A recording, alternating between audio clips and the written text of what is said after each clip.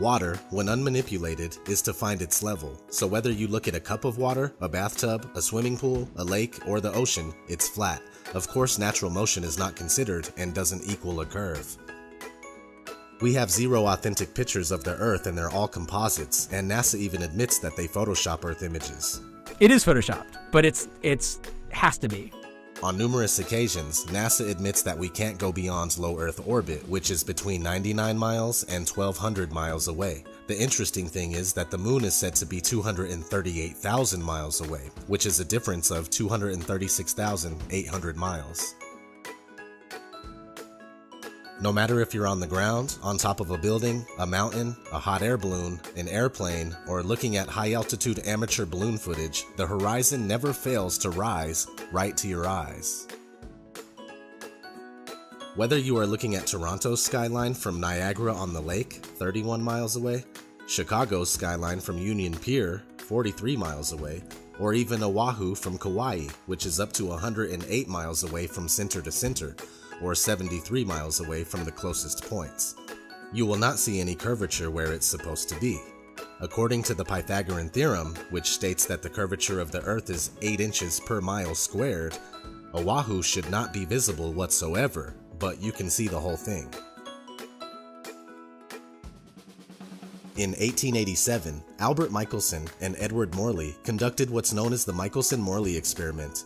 This experiment was attempting to prove the speculated motion of the Earth around the Sun, and when it failed, Albert Einstein was forced to form the theory of relativity to overcome this problem. In fact, anytime mainstream science is faced with undesirable results, they create a workaround, which isn't real science at all.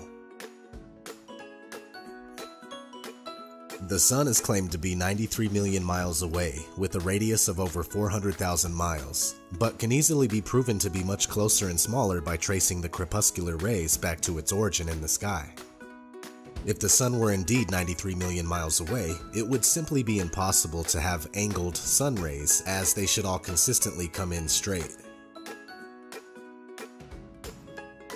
According to the globular theory, a lunar eclipse occurs when the Sun, Earth, and Moon are in a direct line, but it is on record that since about the 15th century, over 50 eclipses have occurred while both the Sun and Moon are visible above the horizon. F.H. Cook, The Terrestrial Plane.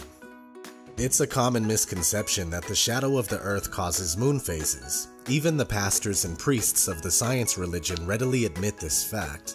The interesting thing about moon phases is that they are always the exact same 8 phases repeated. But if we were circling around the Sun, these 8 phases would inevitably be reversed from the summer to winter seasons. I completely understand that the idea of a flattened stationary Earth seems ridiculous in many ways, but that's only because we are taught the false globe model from the very first time that we enter a school classroom. Not to mention the first time we are introduced to the concept of a flat Earth, it's depicted as a highly laughable world where ships, boats, and water would run off of the edge. So I do get it, but it's all part of the deception. I've spent 30 years of my life believing that we were on a spinning globe. It wasn't until I unbiasedly and scientifically investigated the flat Earth claims that I started to realize that there is more to this theory than I originally gave it credit for. Now, after almost 2 years of research, I'm certain that the Earth is flat. We are told that the Earth spins at 1,040 miles per hour, while the Earth travels around the Sun at 66,000 miles per hour. Meanwhile, the whole solar system is going inside the Milky Way galaxy at a speed of 490,000 miles per hour. And finally, the entire Milky Way galaxy is darting through infinite space at over 1 million miles per hour. Most people believe this. And yet every experiment ever conducted to prove even the simple spin of the Earth has failed. The same thing goes for curvature. It's never been proven, and the only time we see it is in movies, NASA CGI, or when we're looking through a distorted fisheye lens. With all that said, please continue to research critically and don't be afraid to ask reasonable questions and speak out.